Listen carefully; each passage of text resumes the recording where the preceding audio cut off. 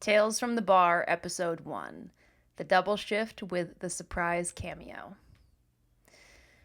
7 a.m. Wake up with greasy guts and a headache trying to burst its seams. I'll figure out what I did last night later, but right now it's time to get ready for work. I pop a prescription migraine pill. Hangovers feel close enough to migraines, and I won't learn the dangers of doing this until much later. You're experiencing rebound headaches. It's a withdrawal symptom. What do I do now? You can't take those pills so often. I'm not sure how you ever got a prescription for so many at a time in the first place. My stomach can't bear the thought of a shower, so it's a quick swipe of Certain Dry, on with the black jeans and tee, then out the door. The bar is only a short walk up busy Massachusetts Avenue from the cramped apartment I share with two of my grad school classmates. The rent is high in this city. We can't give you any more money after this, Lizzy. Mom, what am I supposed to do? I have a year left in school and no time for a job. You'll figure it out. Did I tell you what I got on QVC today? Text from my friend Amy. Hey, I saw your Facebook post about needing a job. The bar where I work is hiring. 7:30 a.m. I'm lucky. Today the sun is veiled, a slurry of clouds. My aching eyes are grateful. At this hour, traffic flows like molasses through the streets. It's faster to hoof it. The walk to the bar is ever so slightly uphill the whole way. My armpits are ever so slightly moist by the time I arrive. The bar has been around longer than me. It's all brick and dark wood interior with holes in the walls from where the smoke eaters used to be. I nod at the servers in the coat closet as I put away my stuff. There's a fluttering chorus of young 20s friendship as the close-knit servers greet each other. Hey girlie, how's your night? There's Bestie. Literally obsessed with your hair today. I'm only a couple years older than them, but there's a lightness in their hearts that I can't find inside my own. I locate my clogs among the many pairs in the closet, the way a mother instinctively knows her baby among all in the nursery. 8 a.m.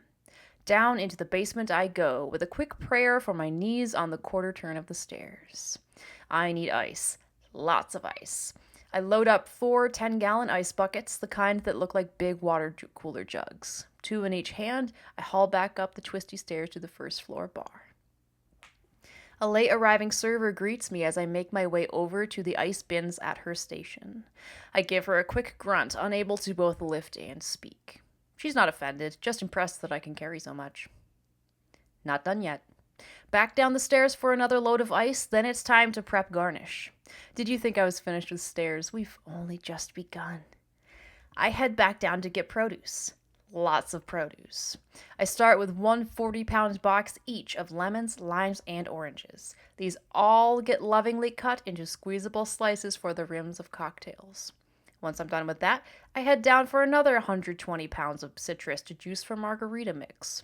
Each fruit needs to be cut in half before juicing, and I try to see this as a chance to meditate. Otherwise, the repetition makes me want to run through the wall. 9 a.m. Now it's time to open the bar, so I have to balance the needs of the day drinkers with the prep needs of the night bartenders, who will be pissed at me if I leave them without anything to work with during the evening rush. Clamp, squish, goes the juicer in my hands. I feel like you're not happy with me, but I can't tell why.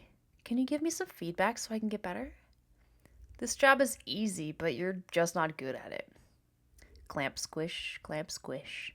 I turn my fresh citrus juice into sugary margarita mix while chatting with a man who's in town for a business trip and fried from a red eye.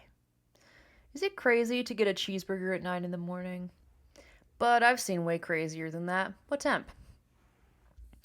Once the citrus remains are cleaned up, I grab some chalk markers and update the beer specials board. Can't have the night bartenders working with outdated information. The drafts are always rotating, something that will later draw my interest and lead me to a job in beer buying and craft beer education. 11 a.m. As more people come in and sit for lunch, my little black ticket printer begins to chatter with requests for drinks. I'm new to bartending, so finding the rhythm of prep work, customer chat, and server tickets is hard for me. In the lunch rush, I find myself in the weeds, and the day manager comes up from the basement office to help me get drinks out to the servers. I won't learn until later, but that's what a good manager does. At the bar, I'm made to feel differently about asking for help. The afternoon passes in a whirl of tickets, garnish prep, and sometimes awkward chat across the bar with customers. Yes, I do look young. Yes, I am old enough to be doing this. No, thanks, I have a boyfriend. I'll save that shot for later, thank you. 4 p.m. The night bartenders begin to arrive. They're the big dogs. They're the ones I want to be like. They never get flustered, never get in the weeds, and they move around each other like fish in water. They can say no when they want to. They make the big money, and I want it too. Why isn't the beer board done? Sounds about right. What else did she forget? No one notices all the things that went right. I can't decide whose heart I want to plunge my little garnish knife into, mine or each of theirs. I don't have time for sentiment, however, because I need to enjoy my break while it lasts. I'm on a double, and I'm due in the upstairs bar for dinner service in an hour. I walk ever so slightly downhill, back to my apartment to collapse for a short nap. 5:30 p.m. I return to the bar after my break, as rejuvenated as a hungover addict can be during a double shift. The upstairs bar is a welcome relief after the busy day bar. It's just for service tickets, no customers to chat with. A minuscule nook tucked into the server station where I make drinks for dinner guests who are sitting at tables. It's so much easier for me to handle than day bar that I question whether the scheduling manager is paying attention to me at all.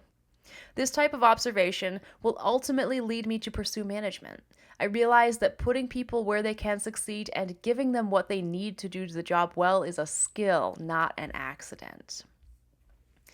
I take the same ice odyssey I took in the morning, only with an extra set of stairs up to the second floor dining room. I smile at the kitchen guys as I pass through their workspace to get to the service station. Hola, mami! Niña bonita! Miel! They all have open crushes on me, but they don't get respectful about it. Although the one day I wore shorts to work, their eyes got pretty big. I load up my ice bin and head back to the basement for some citrus for garnish. I cut fruit as I chat with the servers, a couple of whom are on doubles like me. Girl, did you see that one guy who sat at my bar earlier and plowed down a cheeseburger right at open? Beer too. Goddamn, good tipper? He was using a corporate card, you know how they get. 6 p.m. The night manager comes upstairs and gives us some news. Matt Damon is coming into the bar with his family to celebrate his mother's 70th birthday. We're strictly admonished to keep our cool. We don't get many celebrities in the bar, but he's from this area and his mom works at a nearby university, so it makes sense that he might show up.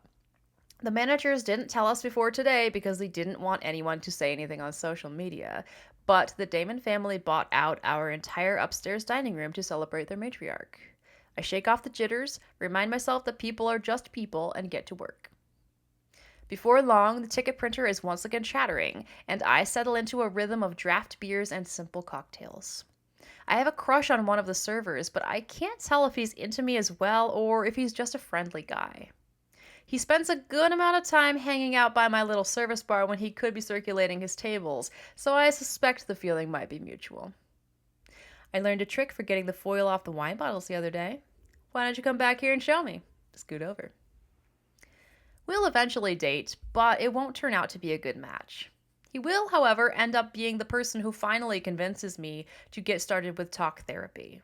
I'm still grateful to him today. Therapy taught me the skills I needed to escape the addiction cycles that were keeping me miserable. 9 p.m. Matt Damon's family finishes their dinner, and I find myself folded into the crew distributing birthday cake. I make my way over to Matt and lean down with his slice. He smiles, looks me in the eye. Thank you. Looks delicious. You're welcome. Anytime. 9:30 p.m. The manager handles the check. It's a calculated play, but the team decided not to add a gratuity to the check. We're only allowed to autograt up to 15%, and we all think he's going to tip more than that because his wife is a bartender, one of our people. Our risk is rewarded. Matt tips us about triple what the gratuity would have been. We're all exhausted from work and nerves, but we cry with relief when we see our shares of the tip pool, almost enough for rent, and much more than the average night's take at the bar. I flirt with my server crush some more while we clean up the dining room. Behind you, sharp. On your right. Want to get beers later? 11 p.m. I'm spent, but I don't want the good vibes to be over. The crew is too elated not to celebrate, so we head across the street to the shitty but cheap pizza place and grab a table to chow down and to discuss our victory. I know I have school tomorrow, but I'll just skip class if I'm too hungover.